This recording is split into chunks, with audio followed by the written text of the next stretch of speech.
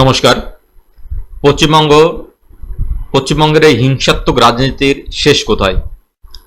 ভারতবর্ষের কোনো রাজ্যে এত রাজনৈতিক হিংসা ঘটে না যতটা ঘটে আমাদের এই পশ্চিমবঙ্গে।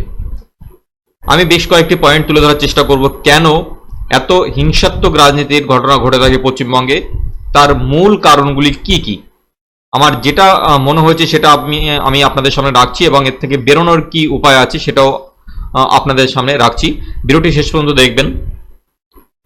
আমরা বলি বাংলার মাটি বাংলার জল, কিন্তু আজ সেই মাটির গভীরে কান পাতলে কি কেবল শান্তির গান শোনা যায়, নাকি শোনা যায় কিছু কান্না? পশ্চিমবঙ্গের এই শান্ত গ্রামগুলি কেন মাঝে মধ্যে বারুদের গন্ধে ভারী হয়ে ওঠে? আমাদের এই সমাজ ব্যবস্থার ভেতরে কি এমন কোনো অসুখ লুকিয়ে আছে যার কারণে আমাদের এখানে রাজনীতি মানেই লড়াই? আজ কোনো দল নয়, বরং বাংলার এই ট্র্যাজেডির মূল কারণ নিয়েই আজ আলোচনা করব। প্রথম যে পয়েন্টে আসছে সেটা হলো ক্ষমতা এবং দখলদারির লড়াই। আমাদের এখানে রাজনীতি কেবল মতাদর্শের লড়াই নয়, এটি হয়ে উঠেছে এলাকা দখলের লড়াই। গ্রাম থেকে পঞ্চায়েত, যার দখলে এলাকা থাকবে তার হাতেই থাকবে সমস্ত সুযোগ সুবিধা। এই একচেটে আধিপত্য বজায় রাখার যে নেশা, সেই নেশাই মানুষের একে অপরকে শত্রু বানিয়ে তোলে। তারপরের যে পয়েন্টটি আসছে সেটা হলো কর্মসংস্থানের অভাব ও ফুল টাইম রাজনীতি। আজ আমাদের বাংলার মেধাবী ছেলেদের হাতে কলম বা ল্যাপটপ থাকার কথা ছিল, কিন্তু শিল্পের অভাবে আর কর্মসংস্থানের অভাবে এক বিশাল যুব সমাজ আজ দিশেহারা।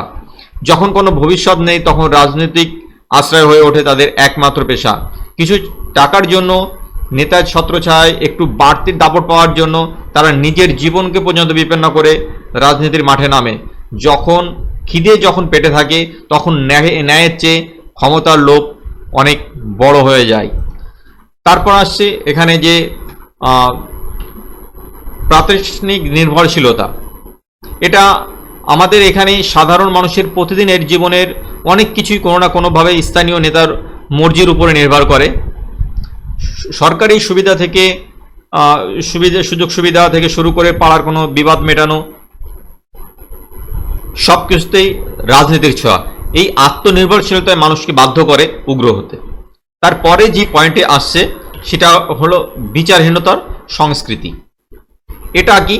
হিংসা কেন বারবার ফিরে আসে? কারণ যারা হিংসা করে তারা জানে যে রাজনৈতিক ব্যক্তিত্বের হাত যদি মাথার উপরে থাকে তাহলে আইনের হাত থেকে সহজেই বেঁচে যাওয়া যায়। হয়তো সেই কারণেই বিচারহীনতায় অপরাধীদের আরও সাহস বেড়ে যায় এবং আরও অপরাধ করতে পিছপা হয় না। ভেবে দেখুন তো, যে আজ যে ছেলেটি অন্য পাড়ায় গিয়ে দুষ্কৃতিমূলক কাজকর্ম করছে, সে কি জানে যে সে কার শত্রু, সে কার হয়ে লড়াই করছে, সে কার জন্য রক্ত ঝরাচ্ছে? সে যার জন্য রক্ত ঝরাচ্ছে কাল তার নাম সেই নেতার ডায়েরিতেও কিন্তু থাকবে না। আমরা কি এমন এক বাংলা চাইব যেখানে আমাদের সন্তানদের পরিচয় হবে ক্যাডার হিসাবে, মানুষ হিসাবে নয়? কিন্তু এর থেকে বেরিয়ে আসতে হবে যে কোনো উপায়। তাই আমার মনে হয়েছে যে উত্তরণের পথ হিসাবে শিল্প, শিক্ষা, প্রতিবাদ, আইনের শাসন, এই সবটাই জরুরি। যেমন এখানে আমাদের যুব সমাজের হাতে রাজনৈতিক ঝান্ডার বদলে কর্মসংস্থানের নিশ্চয়তা দিতে হবে। যেদিন পেটের খিদে আর ভবিষ্যতের দুশ্চিন্তা থাকবে না, সেদিন কেউ নেতার লাঠি ধরতে যাবে না, সেদিন কেউ নেতার লাঠি হতে যাবে না। যে কোনো দুর্নীতি বা যে কোনো অন্যায়ের প্রতিবাদ করতে হবে, ভুলকে একদম প্রকৃতভাবেই সেটা ভুল বলতে হবে বা বলা উচিত। রাজনৈতিক ঊর্ধ্বে উঠে অপরাধীকে অপরাধী হিসাবে দেখতে হবে এবং আইনকে তার নিজের পথে চলতে দিতে হবে।